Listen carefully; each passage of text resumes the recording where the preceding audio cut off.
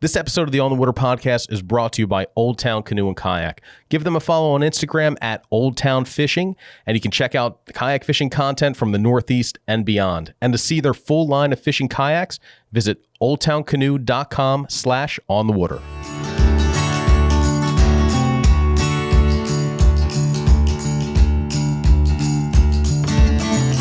Welcome to another episode of the On the Water podcast. I'm Kevin Blinkoff, and we've got two great guests today. Ben Gahagan and Bill Hoffman from the Division of Marine Fisheries are here to talk about the great research that Massachusetts DMF is doing. A lot of great research on striped bass that has implications for how we manage this species and how we conserve it. I'm going to go ahead and just get right into the podcast. I'm sure you're going to have some questions from the topics that we touch on today. If so, go ahead and leave comments on our YouTube channel or send us an email at feedback@onthewater.com. Thanks for listening.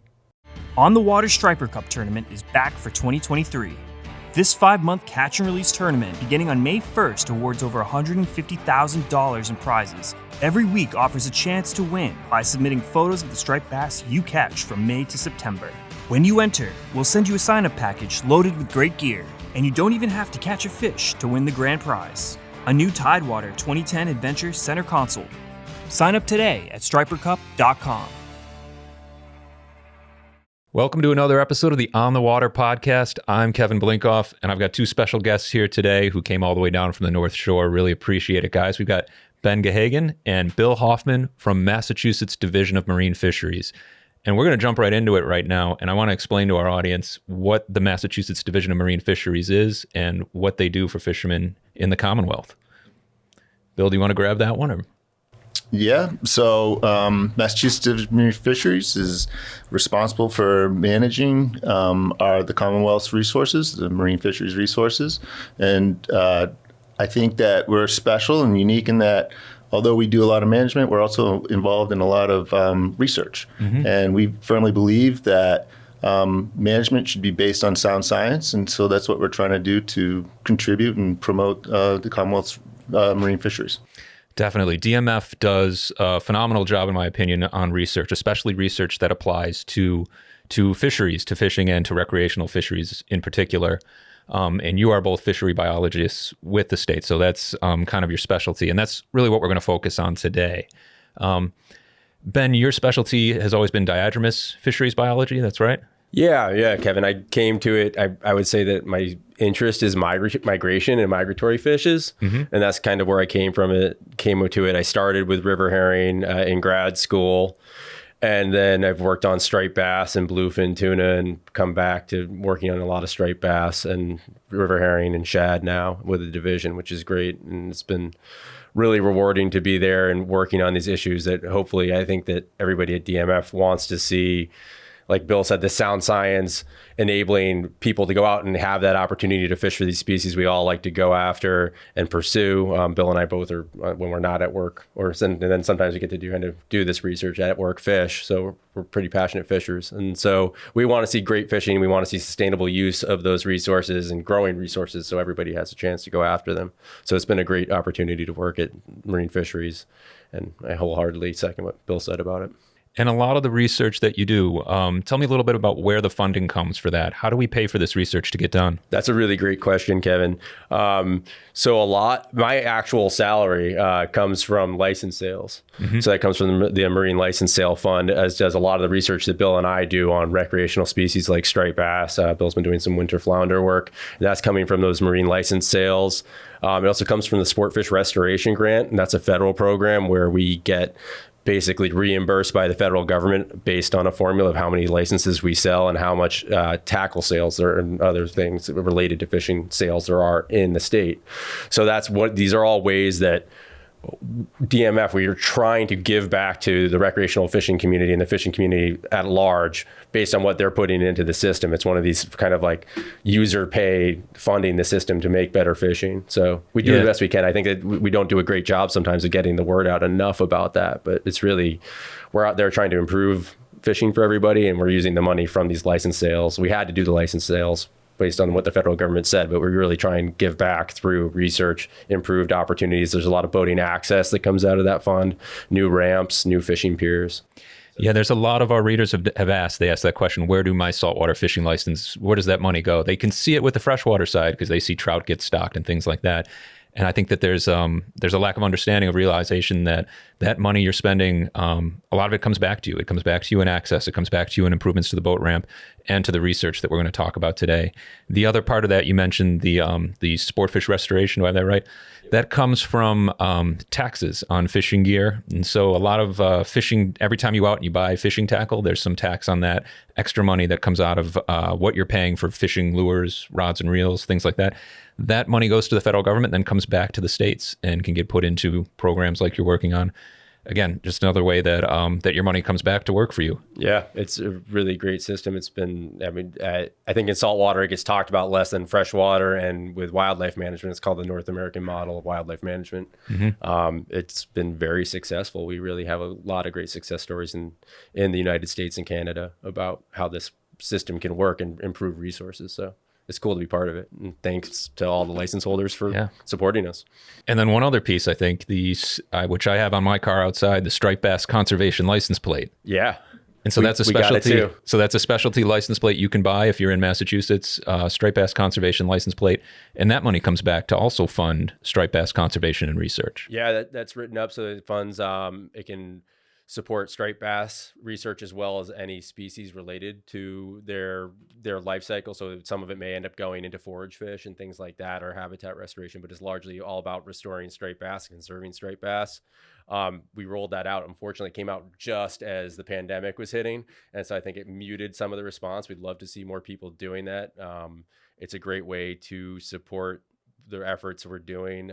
We should have some pretty exciting news coming out. I'm going to tease it in the next few months about some other opportunities to kick in some money after hours for people who like to enjoy a beverage now and then. Oh, nice. So so there might be some stuff coming down the pipeline for that, and other ways to support that fund. And then we're also hoping for people who are interested in it, you can keep a lookout on the website. We're hopefully going to make a YouTube video that'll be on our YouTube channel, just showing how easy that process is to help people understand where the money goes, how easy it is to get it, and walk them through it with the RMV. Great. So now let's get into it. Some of the research that you're doing that this money is going toward. And let's start off with striped bass, because that's just such an important fish in the Commonwealth. It's the one hanging above your head here. It's what our audience really is interested in.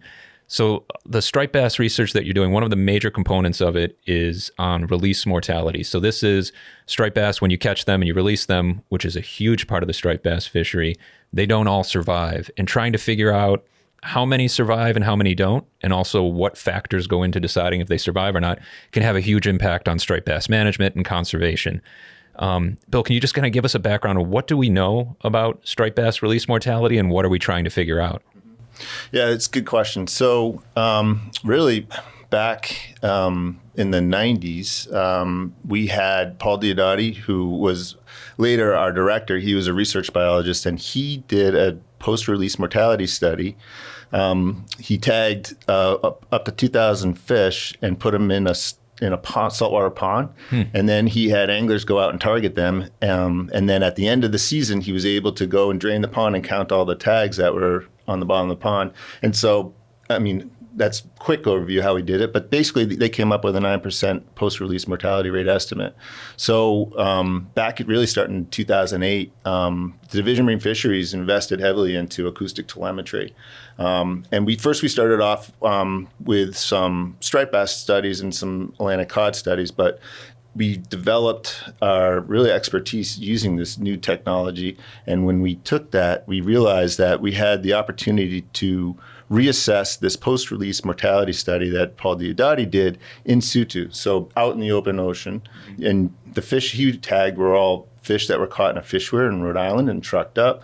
These are actually all sizes of fish. And so... And just for everybody listening, quick explanation of what is acoustic telemetry. Okay, so, right. So basically the way acoustic telemetry works is that you have transmitters, which are the tags, and then you have receivers, and these are passive listening devices. So how the system works is you take a transmitter, a tag, and you can surgically implant it in the fish, or in this case, we attached it externally, and then release the fish.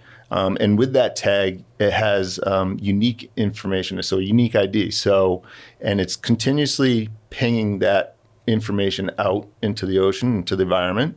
And when it swims by an acoustic receiver, it's a listening device, and it will detect that transmission. And so it's really useful. So not only do you get unique ID, but you can get depth, you can get water temperature. And in the study that we did most recently, we're looking at tailbeat frequency. So, this will tell you, it's an accelerometer essentially. But this has been programmed to tell you if the tail is beating or if it's not. And so obviously if the tail's not beating, then you know it's mortality or the fish died. So that's the technology that we're using, and that's briefly how we used it. And then just the really nice thing about it is that we're using it. Greg Skillman uses it for his white sharks. You guys had Dr. Kneebone on. He's using it. So basically from Florida up into the Canadian Maritimes, everybody's on the same technology now.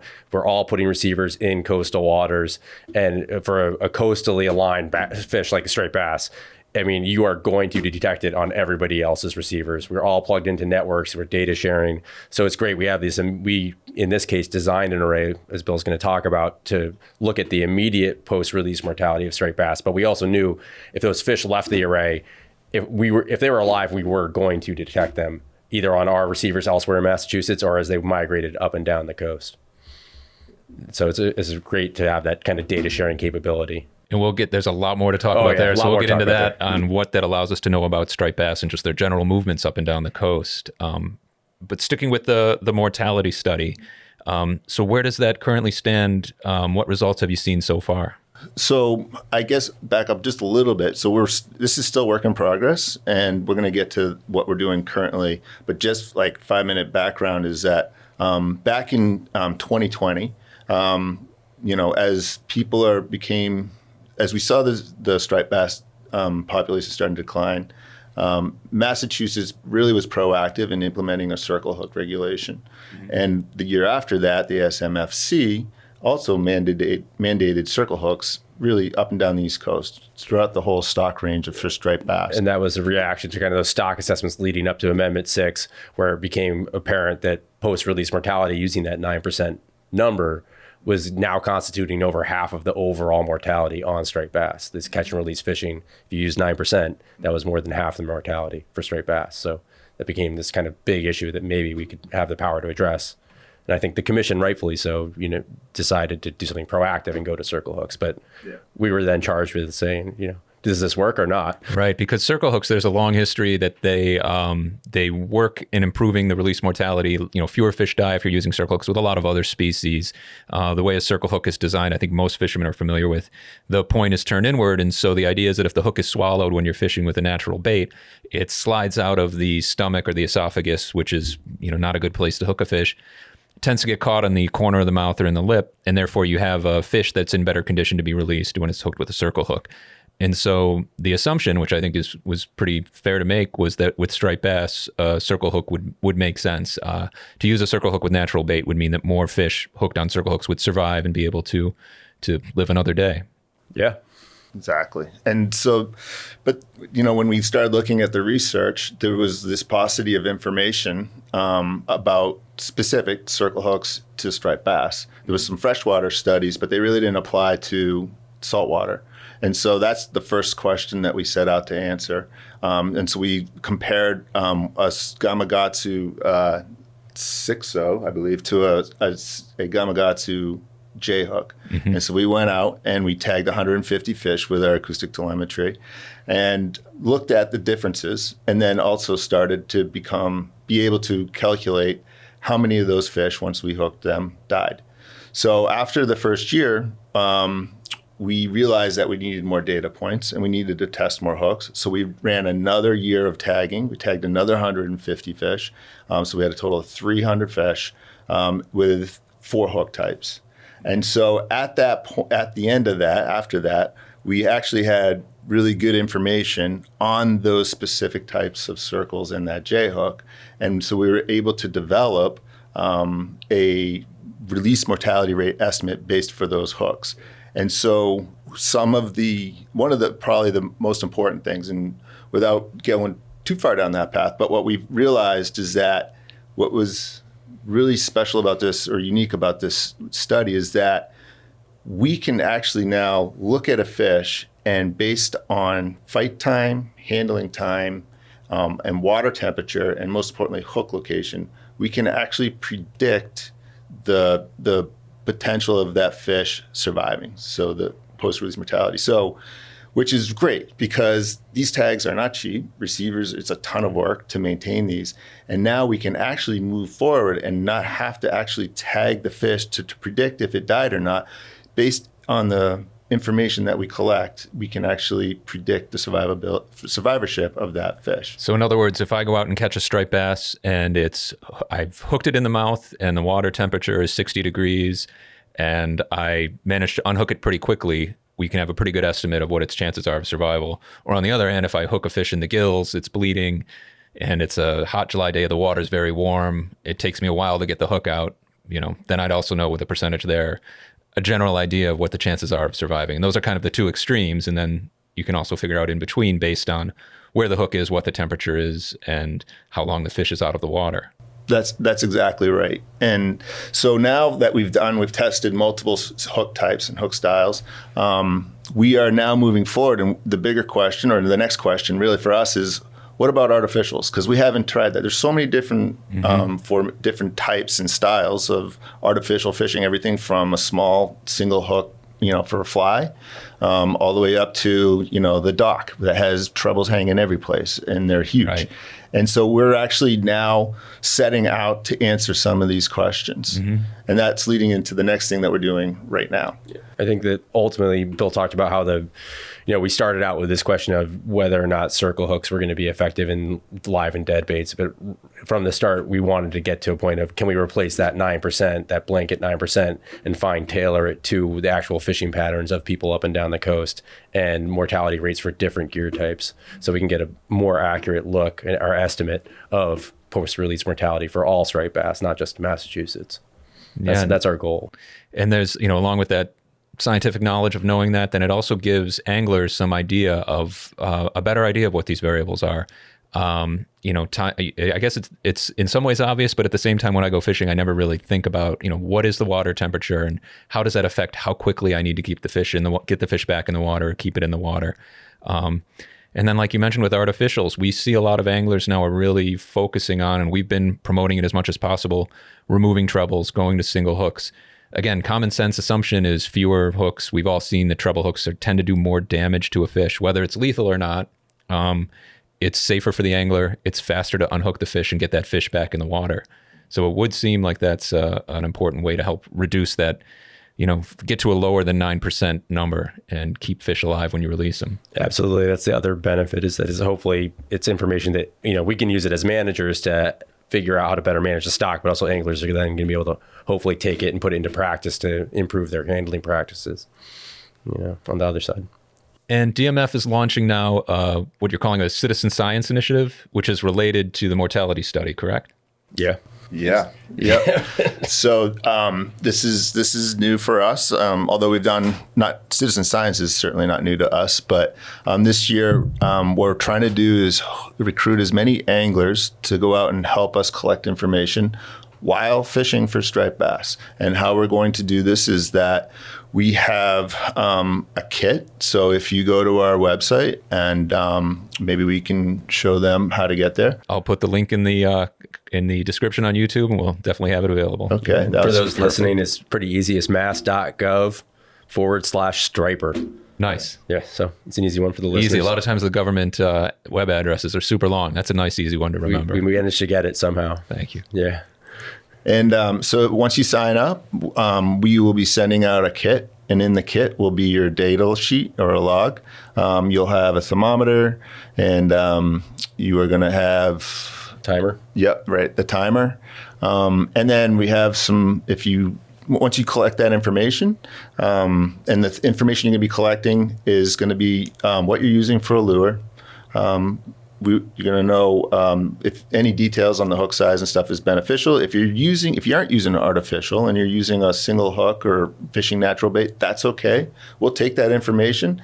on the log, there's actually a place where you can place the hook on the log. And then once you've complete that log, or before you change out the hook type, I guess, take a picture with your phone, or just save the log, and you can mail it to us. If you don't have a phone, most of us can do that. And then you can email that information to us.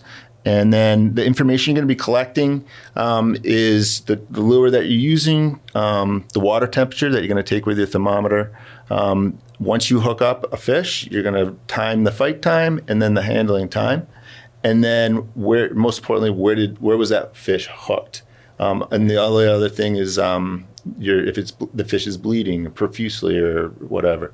And so those are the key data elements. And once you send that in, to incentivize people, first data sheet that you send in will send you a new pair of pliers.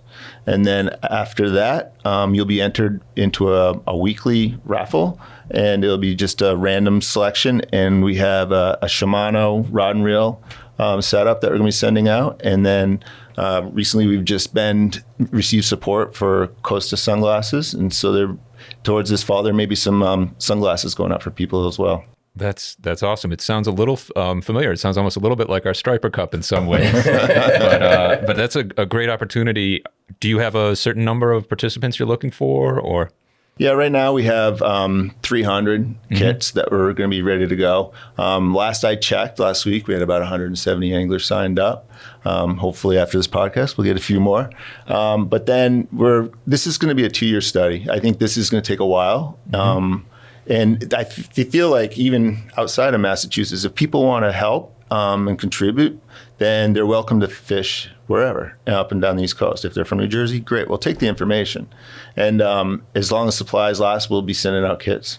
So great. Start with 300 and we'll go from there. Yeah, and talking about trying to bring it back to the angler, we also have plans to have an online application where you can go during the summer, and as we get more information, we'll try and update it every week or every other week, so you can go and see the results as they've come in and choose different lures, see what the results are for that lure, then what the predicted mortality would be from that effort, and hopefully we're going to work in some interactivity too, so that you're like, oh wait, well, what if the average fight time for this lure type was actually 3.5 minutes versus 2, or if you made it like August temperatures versus July, you can see how that predicted mortality would change, just so people can really see the data as it comes in, understand what it's saying, and actually play with it and see how the model responds, because we think that's an important part of it too. That's great. I'm a big fan of that idea of citizen science, of using the fishermen who are out there. I mean, you guys, obviously, you get to go out sometimes and fish for science, and a lot of the fish in the mortality study you were talking about, I assume you had to actually go out and catch those fish? Yeah, it's unfortunate part of my job, I guess. Yeah, right. So now with the citizen science part, I can go out, or anglers can go out and fish and say, like, you know what, I'm not just fishing for fun. I'm doing science. I'm helping the resource. And there are opportunities in other states as well, and we'll pull some of those together. But I know that there are other states as well doing some different, mostly along the logbook line. I think New York State does that, looking for anglers to kind of participate and share some of their data of what they're catching and what they're catching it on, things like that. So we'll share some of those opportunities as well for people who can't take part in this study, maybe. Yeah, excellent.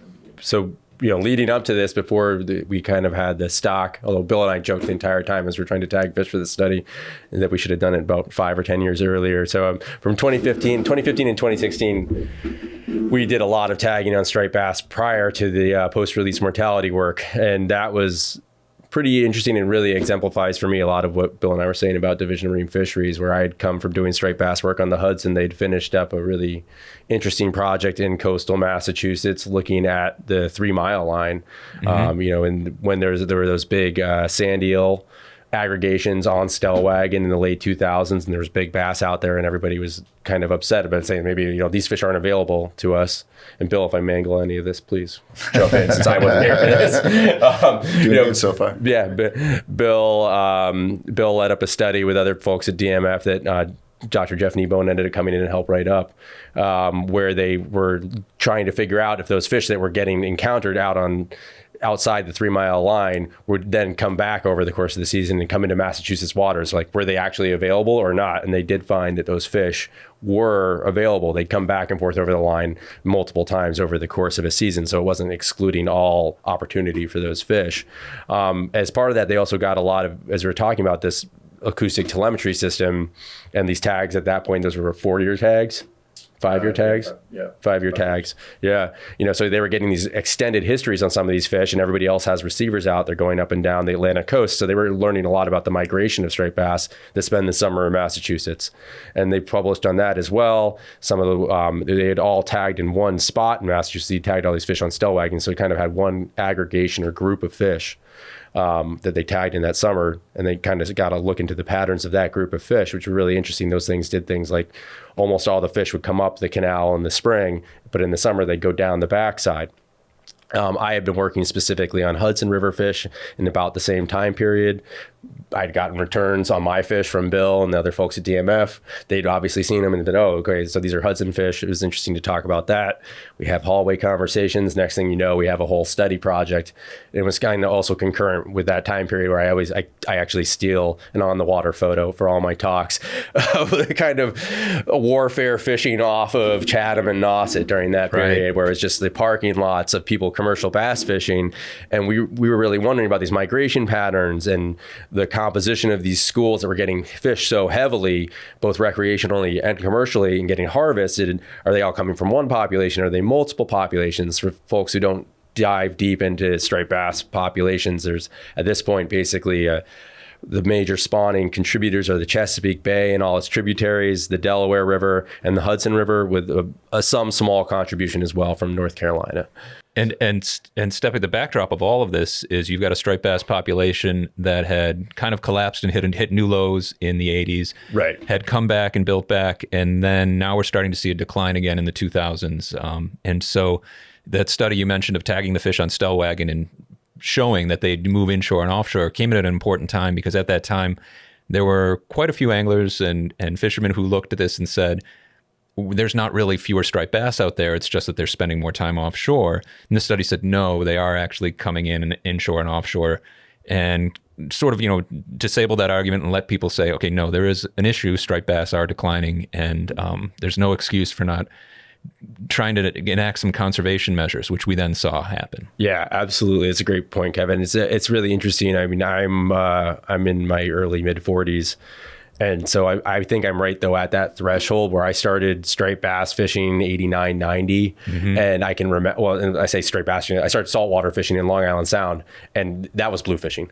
That wasn't striped bass fishing, because there weren't they were just kind of needles and haystacks at that point for us. And I think that it's amazing. The story of striped bass getting rebuilt the way it did, getting fortunate with environmental factors and regulations meeting up and having a really great recovery is great. But I think there's a lot of people who came into that fishery in the 2000s. They have no idea of what that short history of what you just put out. They don't know that, and they don't understand where it can go and how quickly that can happen.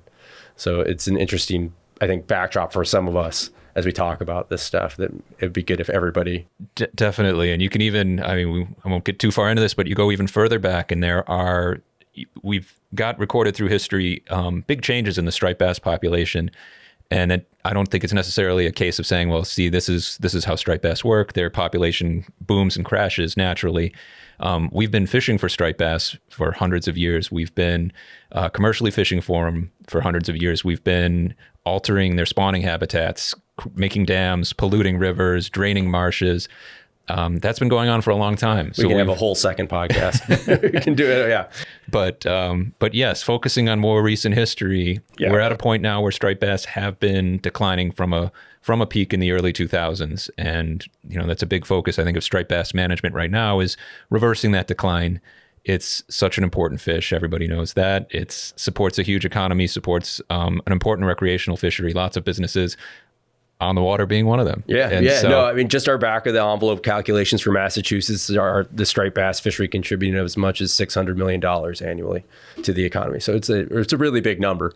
And it's part of why we do this. And so that was all the backdrop. We were sitting here, we're saying, okay, we have this really intensive fishing effort that's kind of reoccurring at the same place and time every year. How does that affect these fish? What fish are being affected? And we saw acoustic telemetry is a really great way to approach that. So we ended up designing a study that would address it. And it's really important also, outside of all the economics, to recognize that every year Massachusetts is either the first or second highest amount of striped bass effort and landings on the recreational side, because there's so many fish here during the summer. There's so much effort for them. Everybody comes from out of state, in-state, everything. And then, we also have a commercial fishery that just through the quota system is locked into the third highest commercial quota. So, not only are striped bass really important in Massachusetts, this big economic and just kind of part of our culture, that it's also what we do in Massachusetts is very important for all the striped bass up and down the coast because there's so much effort here. So we took that in mind. We moved forward, and instead of just tagging in one area, we decided to tag and fish in 3 areas. So we put these receivers out. We gated off Vineyard Sound and Buzzards Bay and tagged fish in there. When you say gated off, what is that? So like as Bill was saying, these receivers are acoustic, they're passive listening devices, right? They're hydrophones with a computer in them just recording who swims by. And sound in water acts weird, strangely, but we basically try and create gates where we space them close enough so that we don't expect any fish to be able to swim between 2 receivers without being detected. So you can have this string of receivers. So we literally would go out and we'd put this string of receivers from the gooseberries over to Cuddy Hunk, and then from the Cuddy Hunk over to Devil's Bridge, so that any fish on one end, and then going, we had the canal gated off every year, and then we ran one from here in Falmouth all the way across to West Chop, so that we could. So if any fish swims through that area, you know it. Exactly. And then we had by the end of the study, we had pretty much every cut between the islands and the Elizabeths also gated. So we knew all the fish would be in here. For Cape Cod, we had the canal gated off on both sides. And then Greg Scomel's white shark coverage is so extensive around both sides of the Cape now and really any striped bass that's in that area, we're going to hear it. We also have a gate going a few miles off of Cape Cod up in Provincetown. And then we did the same thing up in outer Boston Harbor from Nahant to Hull. We gated that off. And we tagged fish inside Boston Harbor. And we tagged fish off Cape Cod. And we have a gate, and then to the north of everything, we have another gate going 12 miles off of off 9 miles. 9 miles off on over Jeffers. Yeah, it's fascinating because as fishermen for decades before this, we always looked at striped bass and have come up with these hypotheses and theories of which fish are from where and where are they going, and are the fish in Boston Harbor the same fish that came up through the canal. And I think it's part of we do the striper migration map where we're looking at fishing reports that are coming in from people who are out on the water. And there's been such an audience for that. People love it because they're always thinking about that. They're always wondering, when are the fish of certain sizes going to get into my waters? What happens, based on when I see fish in Buzzards Bay, are they going to go through the canal and leave and go into Cape Cod Bay? So it's something that we've always been looked at. Now you guys are doing the actual science, and we can actually see, based on these receivers, when fish are going up into Chesapeake Bay, when they're going into the Hudson River, on what date are they swimming through the canal? Yeah, I can pass it on to you. I'm laughing right now inside because when I give this as a presentation to Anglers Clubs, I have a slide. So as I said, so everybody else has these receivers. And when we did this, every major spawning tributary had a bunch of receivers in it. We timed it really well. There was a huge array at the mouth of the Chesapeake. There was a huge array in the Maryland and Delaware wind energy areas. And so we have all our fish, and I have created a loop of these, where these fish are being detected coastally in all these rivers at a weekly time step. And then the size of the bubble at the receiver is how many fish were detected that week of our tagged fish. And I always, you guys have probably seen the on the water colored map they put out every spring. Get ready to actually see it, because that's what it is. It's just a movie, a weekly time step movie of the fish going up and down the coast. And then you can see it over like 2 years, exactly what's happening. So it is the exact fish doing it. So what are some of the most exciting or some of the biggest things we've learned from these tagging studies? So this one was cool. So I think we also ran a bunch of genetics, doing all the sampling. We're bringing in samples from our volunteer data collection team, all the volunteer anglers who send us samples, scale samples. We pulled genetics from those, and then all our commercial and recreational sampling. That's the other half of this. So just really briefly, the whole idea of this study is to understand if striped bass that come into Massachusetts may have a higher or lower risk of dying of fisheries mortality based on where they spend their summer, where they spend their winter and spawn, and how they get between one place and another. So basically, does the fish's migration ecology affect its chance of being a mortality or not? And can we manage around that? Can we do some smart management decisions to reduce that mortality and increase opportunity for anglers? So the other part of that is we have all these behaviors from the tagging. We're trying to figure out if those fish we tagged are from the same kind of composition of populations in each area. as a whole big pool of fish, and we're doing that with genetics. So we have all these genetic samples as well that we got from everywhere. I don't want to leave that out right now. But it was some of the really cool stuff we've learned is that just like a lot of other fish, and probably a lot of anglers know, striped bass have a lot of fidelity, not to only where they spawn, but to where they come back to every year. So fish that we had a 5-year history on, over 90% of those fish went back to the same general area of Massachusetts coastline in all those years that they were tagged in. So when you say general area, is that like Boston Harbor? So we could, because we had that receiver coverage, could span that out a little bit, and we broke it into basically everything north of the canal, anything on either side of Cape Cod, and then Buzzards Bay and Vineyard Sound. So if a fish was tagged in Cape Cod, more than 90% of those fish stayed there year after year after year after year. Wow. And it's the same thing for all these different areas. There was usually, if there were fish that changed where they like to go in the summer, it was Cape Cod getting and Buzzards Bay, Vineyard Sound, or the northern part of Massachusetts kind of sending their fish to Cape Cod. That may have changed now. I mean, it's really interesting the timing we did it in, where now with the aggregations of mackerel and bunker north of, sorry, I'm not from Massachusetts, so I call them bunker, pogies that are north of the canal. I mean, that may have changed. And we've certainly seen changes in effort and harvest in our commercial fisheries based on that. But we saw a lot of aggregation fidelity is what we're calling it. So these fish were going back to where they were tagged. And that was really interesting. We also saw a lot of differences, or we saw some significant differences in migration routes. So fish that, unlike what we saw with the stellwagen fish that tend to come up and spend their summer north of the Cape Cod Canal, use the canal in the spring almost exclusively, and then also again in the fall almost exclusively, where those Cape Cod fish we tagged were much more like what Bill saw with the stellwagen fish, where they were coming, a lot of them would come up through the canal, some would come around the backside in the spring, and then a lot of them went down the backside in the fall. And what that led to when I started looking at where I detected fish last in Massachusetts. So if a fish came into Massachusetts and you figured out where their last detection was, now that may be a seal, that may be a white shark, it may be something else, maybe something else happened to that fish, but let's just assume it's a mortality that's related to fishing and fishing behaviors. That over half of those, basically 30% of the fish that would show up in Massachusetts in a given year would end up having their last detection that year. So they died in Massachusetts waters that summer. And over half of those would be fish that had spent their summer in the north and then were last detected in the Cape Cod Canal in the fall. Oh, okay. So it's like, again, that migration route and the timing of that migration matters, right? So it's almost like, even though the Cape Cod Canal isn't part of that, what you may say, you can artificially say it's like this northern Mass fishery, is having a real impact on these fish that 90% of them are coming back to northern Mass every year. So you can see some differences. And what year was this? That was 2017 that I worked that up, where I had to work it up for other years. The funny thing about all this acoustic data is we stopped the study in 2020, but we're still getting detections. There's this whole tag lag effect is what you call it, because other people are getting them. Some people are good about getting data out to you quickly. Some people are not great, but at this point it's all on me. I have everything I need, and hopefully looking forward to doing a deep dive this summer into everything. But it's cool. It's the disproportionate number of fish who don't survive going through the Cape Cod Canal is interesting. That had such a noticeable effect. Yeah, I think realizing that was 2017, so it was before the slot limit on recreational fish. Yep.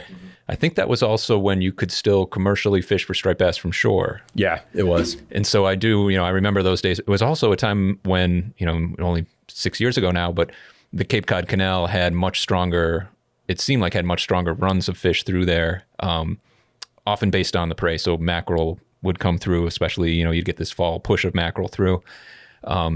So I wonder now if that is quite the same. And I'm not trying to defend the canal, but it is. There are some folks who say the canal is like a shooting gallery for bass, and it's too easy to catch them there. Anybody who's actually fished it knows that's not the case. But it's a great place for access. It's a great place that brings a lot of fishermen, gives them access to fish, and with a slot limit, without commercial fishing in the canal.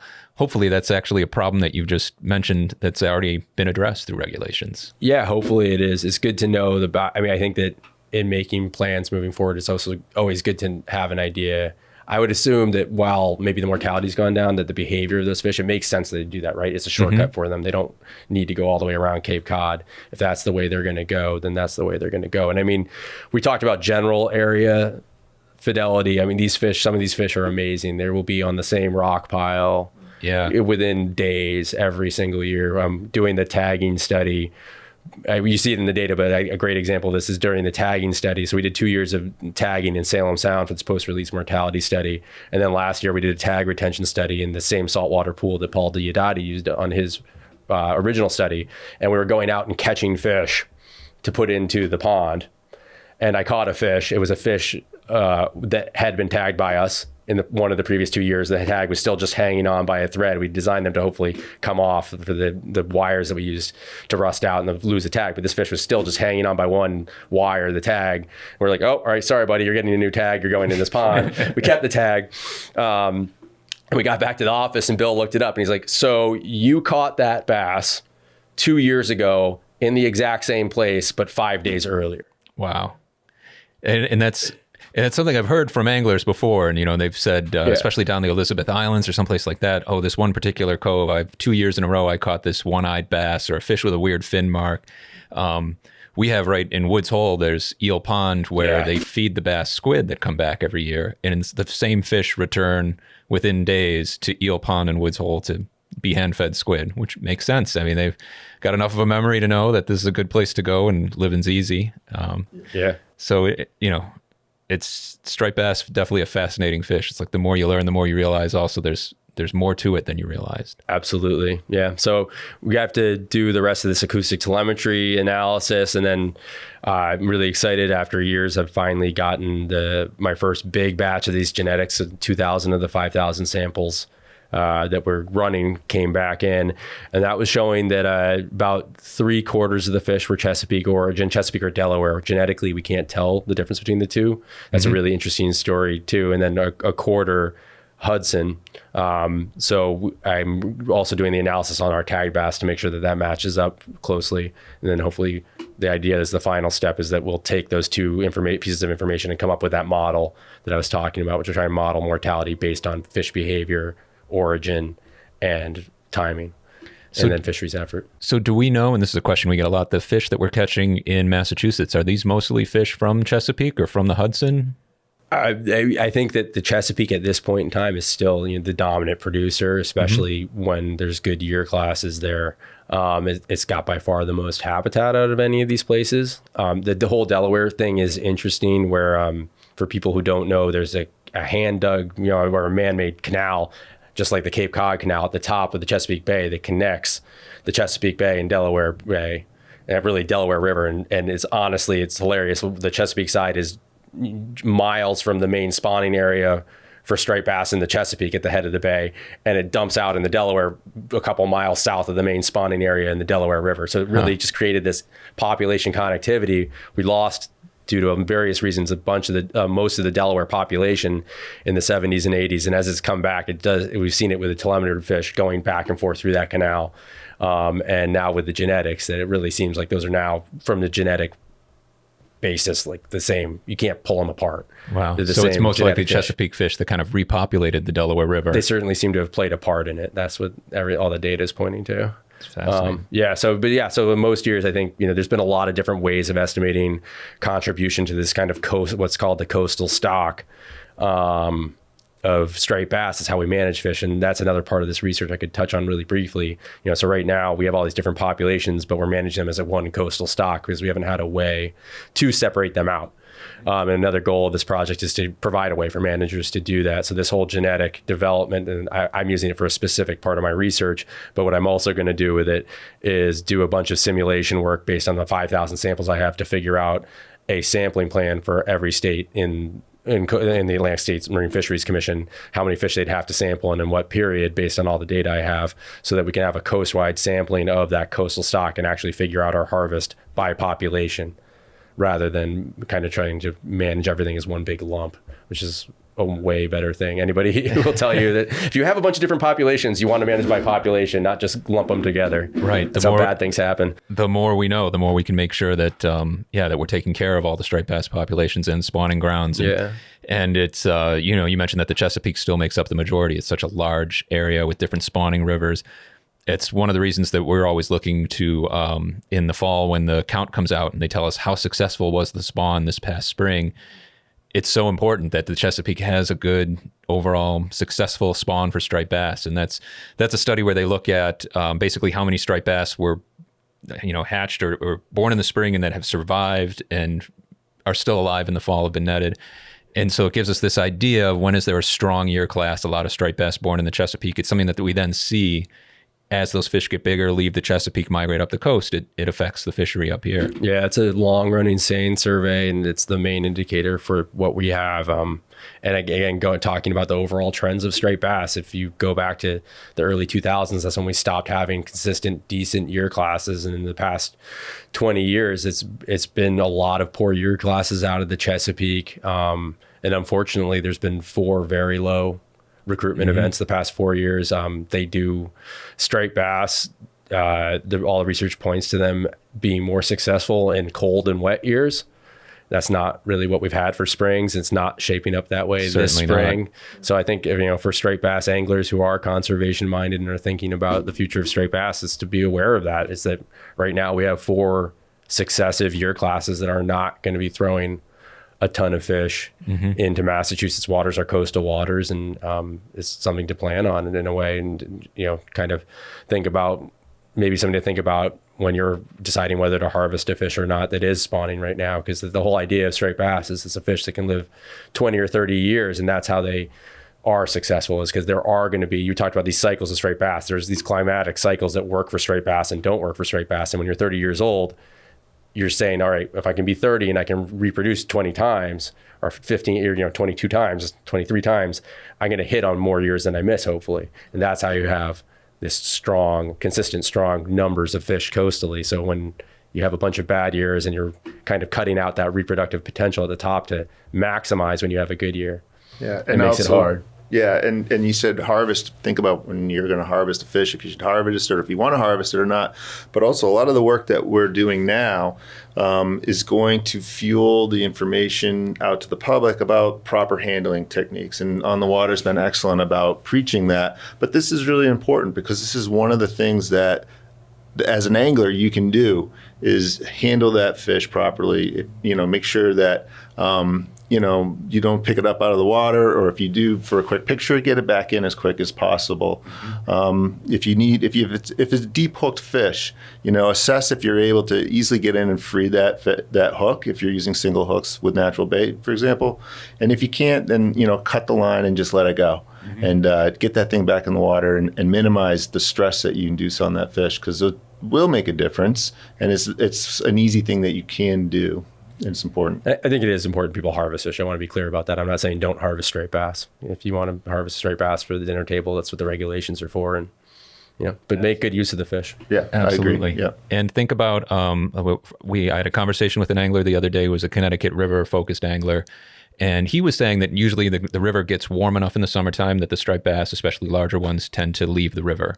And then they go fish outside and catch them out there. And he said this past season, most likely because of all the menhaden and bunker in the river, big striped bass stayed in the river, even though the river was warm, I think beyond where striped bass are necessarily comfortable. Something in their striped bass brains waited out and said, you know what, I'll be a little hot if I can eat this bunker. But he was saying that they made the decision among themselves, he and his angler buddies, not to fish for them because the water was so warm. Catching and releasing these fish seemed stressful, and they weren't necessarily going to survive. And those are the kind of decisions that anglers might have to make, especially with bait changing, with climate changing, with weather patterns changing. And maybe it comes down to saying, I'm not going to do catch and release fishing for striped bass if the water is very warm, because the chance of survival is less. So you mentioned that, having successful spawns in certain years kind of make up for the bad years. In the same way, the striped bass population being spread out along the coast and spawning in different rivers. I can imagine there's times where, say, the Hudson is more conducive to spawning in one year than some of the Chesapeake rivers. Now, striped bass in history used to spawn in more places. Is that correct? Yeah. And so by being narrowed down to fewer spawning grounds, I guess that, their odds of a successful spawn in off years might be less. Is there any thought of, with climate change, of trying to get striped bass spawning in new places or in places where they used to spawn? Yeah, as some of these, I think it's something that people are starting to talk about. I think we're really at the beginning of having those discussions, but places like the Kennebec have been rebooted as dams have come out, and and it seems like the spawning habitats there, even before the dams came out, they used Hudson fish to repopulate the Kennebec. The St. Lawrence, the Canadian government DFO, has been aggressive about trying to get that population back online, which I think is really important. I think over the long run, with climate change, the St. Lawrence to me is the only thing with the habitat to replace Chesapeake Bay. So I mean, it could be in 100 years, our great grandchildren are winter fishing for striped bass, and there are a lot of St. Lawrence fish down here in the winter, and we've lost a lot of productivity. Do we know if does the St. Lawrence population? Do we know if those fish ever come south to our waters? There's in the entire time you have been running that array, there's been one Canadian tagged bass that we've detected down in Massachusetts. There does seem to be a little bit of interchange there. And when we, as part of these genetic studies, we first had to do what's called a baseline. So it's basically like that encyclopedia of genetic signatures that you're looking at when you're trying to figure out when these fish are caught in Massachusetts, New Jersey, New York, wherever. How do you match them up to their genetic fingerprint? And we did find some evidence of United States runs in some of the Canadian populations. We didn't see much Canadian, what would be called introgression into U.S. populations, but especially the St. John River in New Brunswick is one that has been massively altered. And again, this is one of those systems where they put in a head-of-tide dam, and it more or less, they thought, effectively killed off all the striped bass in the river. It's still a little bit up for grabs as to whether there is a remaining population, but what it looks like, there's been a spate of work in the last 10 years on that river, and I've been somewhat involved with just through the genetic stuff, that there is still a signature of those fish. They just only, like, they're really playing environmental lottery because of the dam now, and it's like once every 8 years they get a good, like, enough fish so that there's like a handful, I say a handful like population wise, there's maybe a few thousand fish running around, and then they are seeing some introgression of fish coming in from Maine or New York and spawning in there as well. And we did show two fish in the basin that really looked like Chesapeake fish up in the Bras-d'Or, Miramichi area. Wow. So, yeah. But I mean, it's a climate change story. I mean, I don't know if you guys have run any stories on it in the last couple of summers. Fish have been going up into Labrador. And I mean, those are Canadian fish, but I mean, now they're being seen in places they've never been seen before. Salmon guys aren't happy, but in general, it seems like that Canadian fishery has really increased the number of striped bass being caught and being targeted now by anglers up there. We're seeing more people following our striper migration map and saying, well, what's going on up in Canada? And okay, that's out of our jurisdiction right now. We don't know, but yeah, so it'll be interesting to see. And there are striped bass south of us too. I mean, they're not really part of the population, but even down in Florida, there are populations of striped bass, which obviously have some different adaptations to be able to survive, or some genetic differences that they're able to survive in that warm water down in Florida.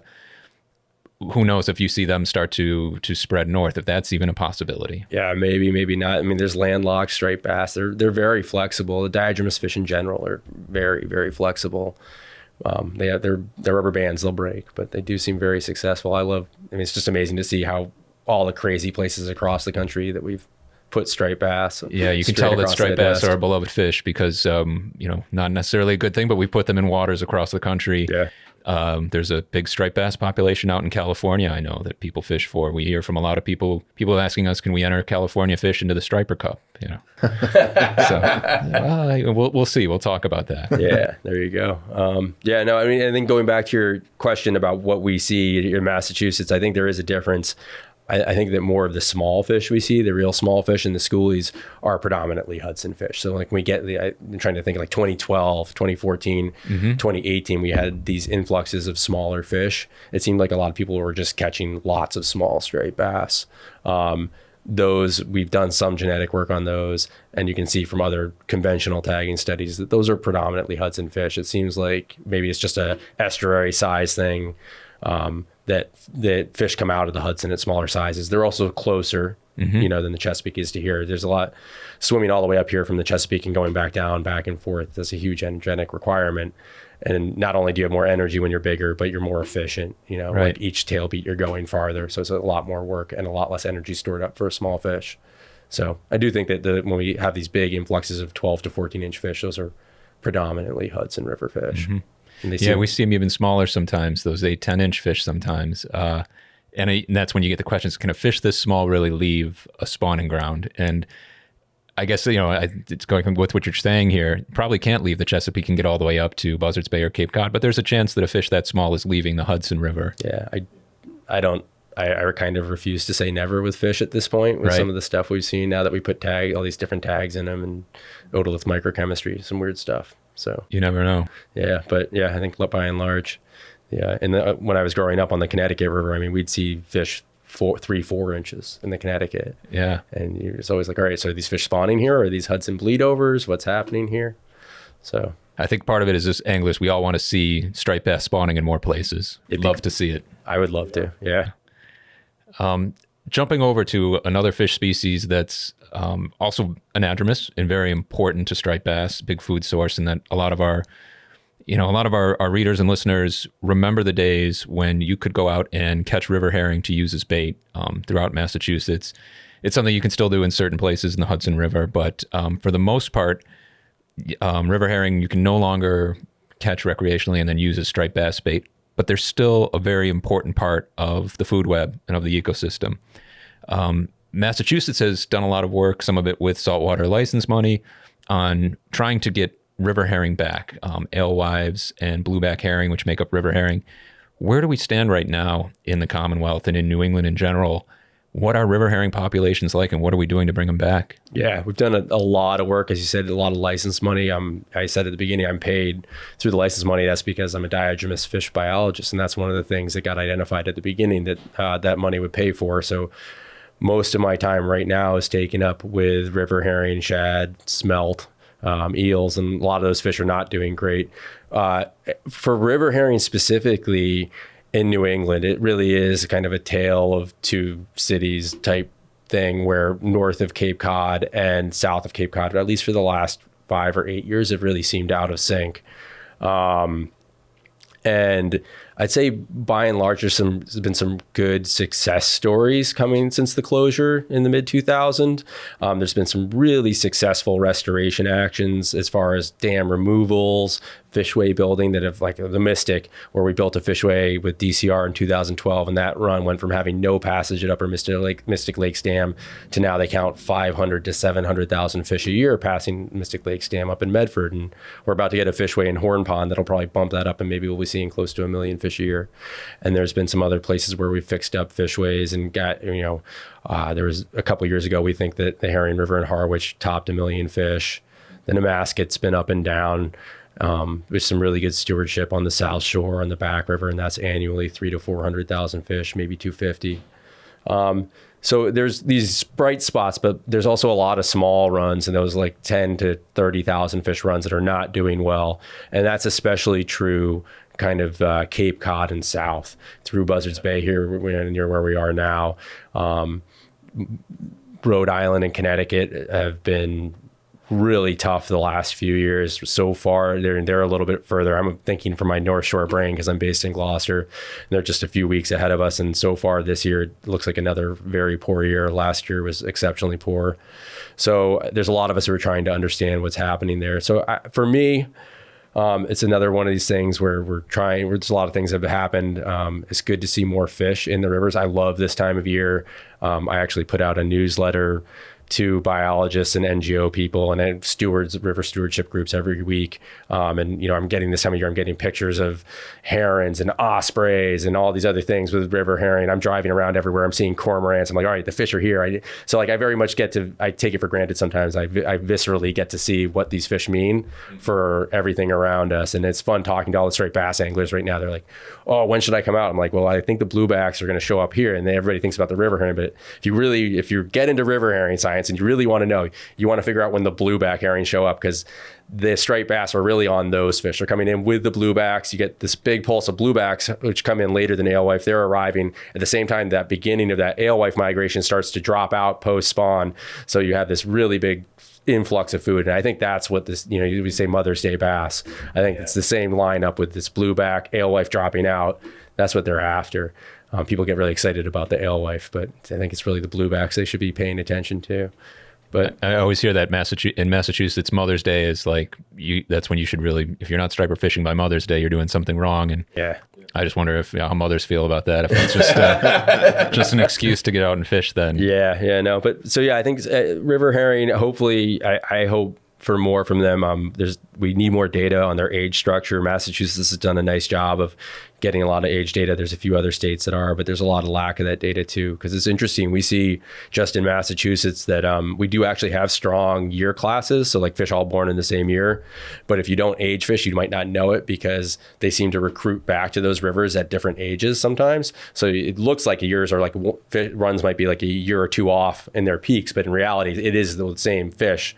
But some are coming back as 3-year-olds, and you say like they all come back, or most of them come back as 3-year-olds in the monument. But for some reason, over say in the Essex River where I am, they come back as 5-year-olds. Interesting. And you wouldn't be like, monument had a good year this year, but this run was bad. But it's really it's just about when those fish are coming back into your bank account.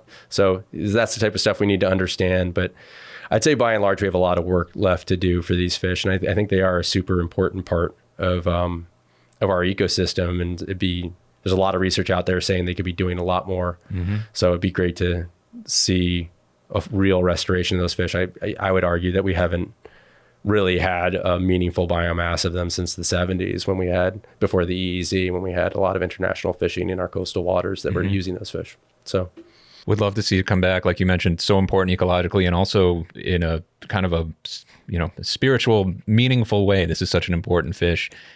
It's such a sign of spring to see before the ocean really seems to come alive. You watch the tidal creeks and rivers come alive. We see the ospreys show up. We're seeing bald eagles now show up to feed on the herring, the first arrivals. Everything just kind of comes to life. Even for striped bass fishermen, it's just such a sign of, okay, well, now that this has happened, the striped bass are coming next. Yep. So it would be great to see them make a bigger comeback. What about American shad? Now, there's a fish that recreational fishermen can actually target. Are we seeing any improvement in American shad fisheries? It seems like they're fairly stable. There's a lot less American shad than river herring, just because there's fewer rivers. At DMF, we've been trying to restore some of the rivers. We've done some work on the Charles, and we're hoping to work with DCR on improving habitat access on that river and have a larger population. But it does seem there's a fairly small, if I had to just, it's like completely scientific guess, is probably like 500 to 2,000 fish a year coming into there. We have some small scale fisheries on the South Shore and some of the larger rivers there. Mm-hmm. And we've just partnered with the U.S. Fish and Wildlife Service to begin trying to get the fish back into the Taunton River system. So we're going to be doing some stocking and assessing of that. So not just habitat work, but also some stocking. Yeah, we're doing a little bit of stocking. There's some pretty good science to show that you don't want to do it indefinitely. It's not, you can if you want to have a put and take fishery, but most of the times if you do 5 years, if the habitat is there and everything lines up, they should kind of take hold. So we're going to try that and move forward with that. And the river theoretically should be able to hold shad. So it'd be great to have them back there. The Pawcatuck in Rhode Island, they're doing work there too to improve fish passage. So I think it's another one of those species that hopefully so much of the effort and the mind focus with potential endangered species listings has been on river herring. But as that has gained steam, the dam removal kind of movement in Massachusetts is huge. We have more than any other state. So as that's gained steam, the shad should be one of those boats that kind of comes up with the tide, hopefully. Nice. I think I'm going to, that's a great place to end it. It's another example of what saltwater license money goes toward that type of habitat restoration, which can have effects just beyond one species. To restore habitat for river herring can end up having benefits for eels, for American shad, for smelt, I would assume. One would hope. I would hope, yeah. And then eventually for, it's a food source for striped bass, for birds, for everything else. So I really want to thank you guys for coming all the way down from the North Shore today, fighting Boston traffic to join us here. And really appreciate the work you do for our state fisheries. Thank you, Kevin. Yeah, thanks for having us down. Yeah, This was really fun. appreciate it.